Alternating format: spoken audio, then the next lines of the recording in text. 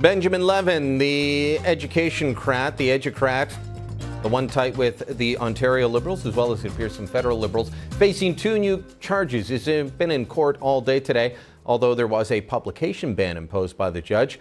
In addition to 2 counts of distributing child pornography, a charge of making child pornography, counseling to commit an indictable offense, and agreeing to or arranging for a sexual offense against a child under 16, there's new charges: possessing child pornography and accessing child pornography. Joe Warmington's been following this story, joins us now out of our studio in Toronto. And Joe, this is, as Tim Hudak said there, this is just as a parent, something that makes your heart freeze. But as people that cover politics and have been talking, you and I have talked before about the curriculum that he helped draft.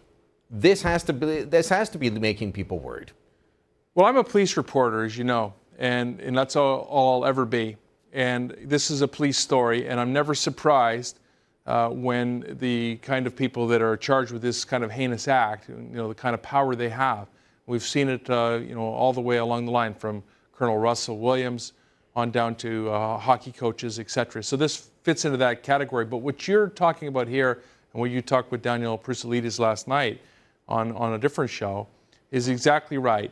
What we need to do as a society is to find out the influence that this, former deputy minister, and obviously somebody that had all kinds of other portfolios and perks, etc., the very person that a future, at least guy who would like to be prime minister and the current premier of Ontario chose to sit right beside them. There's a lot of people, you couldn't sit there, I couldn't sit there. That indicates power.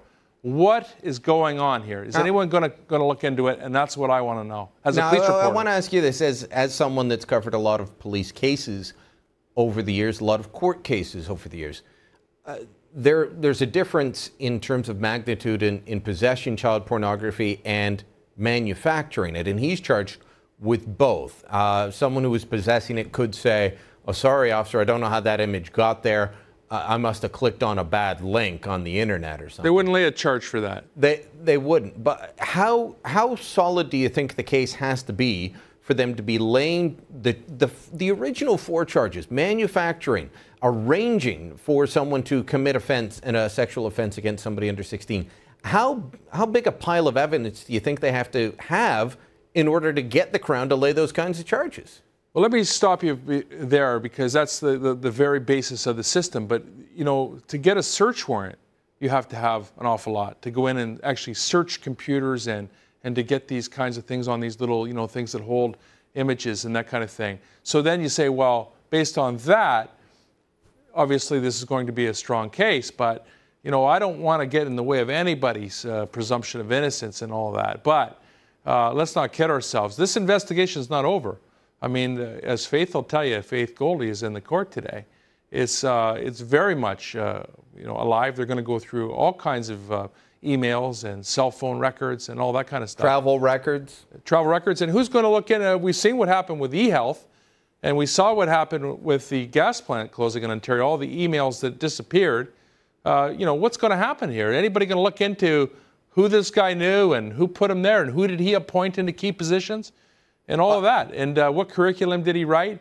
I've talked many times with you, Brian, about the TDSB here in Toronto and things like vegetable sex and having explicit posters on the thing. I mean, that's the last time I was with you. We were talking about that.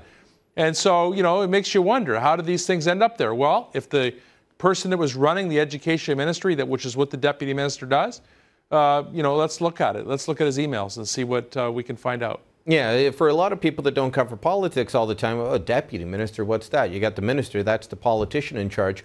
But the person that really runs the department, kind of the CEO of the department, is the deputy minister. They're the ones that take the political orders from the elected official and then run with it and implement things. I'm going to make a prediction here on the show. I've done that before and it's come out okay.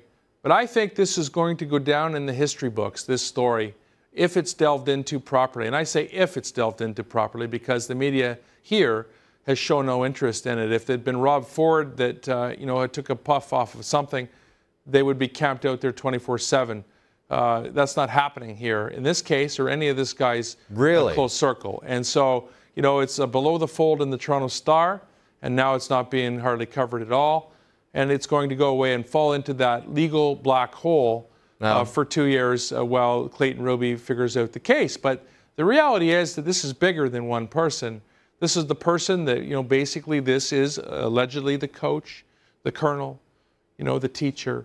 This is all of that in one. We'll have to leave it at there for now, Joe, but of course we'll be following this again. Thanks for dropping by. Thanks for having me, Brian. All right.